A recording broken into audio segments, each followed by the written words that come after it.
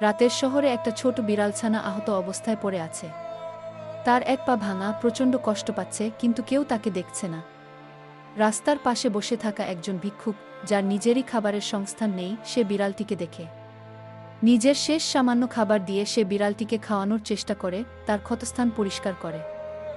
বৃষ্টি শুরু হয়, রাস্তার ধারে থাকা মানুষজন ছুটে নিরাপদ আশ্রয়ে যায়, কিন্তু ভিক্ষুক আর সেই ছোট বিড়ালটি একসঙ্গেই রয়ে যায়। মানুষটির নিজেরও কষ্ট, ঠান্ডায় কাঁপছে, কিন্তু সে বিড়ালটিকে জড়িয়ে ধরে উষ্ণতা দেওয়ার চেষ্টা। সকালে এক ধনী মহিলা রাস্তা দিয়ে যাওয়ার সময় এই দৃশ্য দেখে তার মায়া হয়। তিনি বিড়ালটিকে নিয়ে যান চিকিৎসার জন্য, কিন্তু সেই ভিক্ষুক সে থেকে যায়।